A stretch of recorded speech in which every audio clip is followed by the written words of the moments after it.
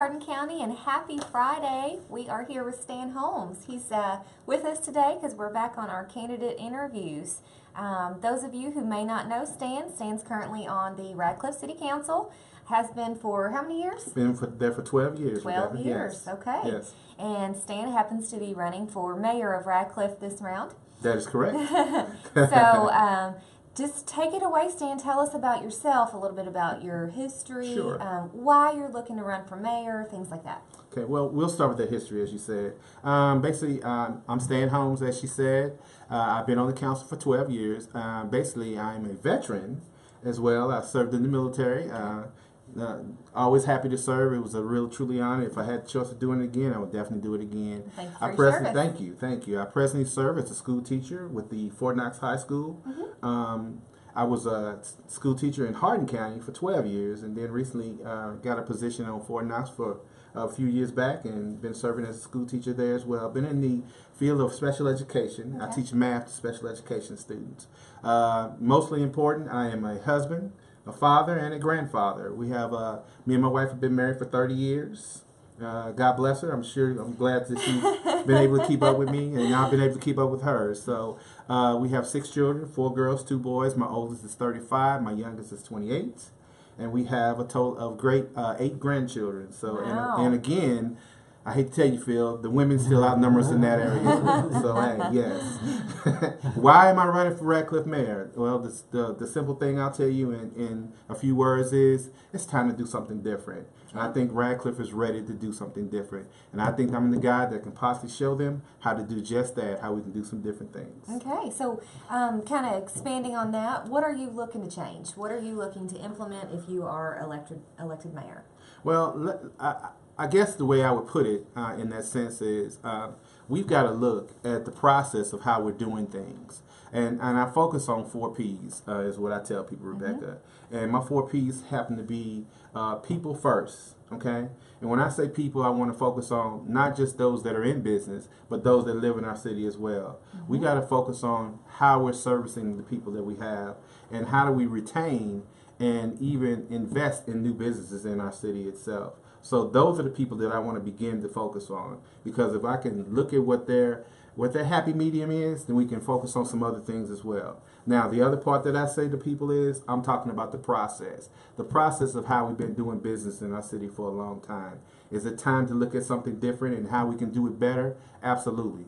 Well, the path in which I'm looking to take that is, since you asked me that question, is I'm interested in basically looking at the opportunity for people to make life process a little bit easier when it comes to filling out an application to do business and making that process work for them all the way through. I think we can change the way we do that right there.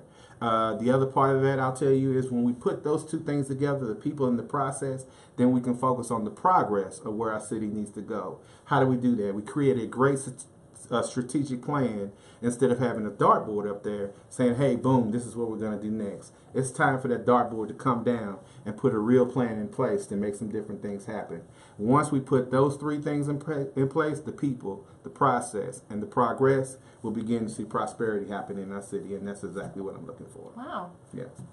So, is there anything that you feel like that you've helped accomplish with your time on City Council for Radcliff that you're particularly proud of? Absolutely. I think a lot of people didn't understand when I first got there how important our smoking ordinance was to our city and what changes that it really made. A lot of people were concerned about those different issues and what it could possibly take away from our city as far as the restaurants and the businesses. But I think what we've noticed is that it's been able to help our business thrive as far as getting those customers in and getting them out and making it happen as soon as possible. The other thing I'll tell you is I'm a real advocate for doing things for our youth in our community.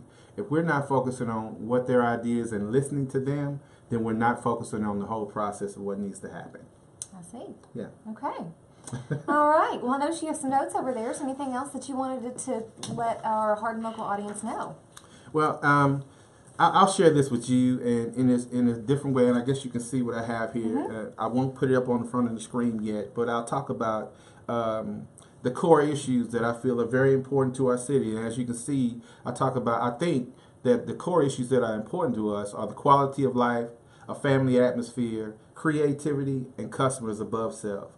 If we focusing on those particular 4 core issues, we're going to begin to see some real changes happen in where we're going with our city itself.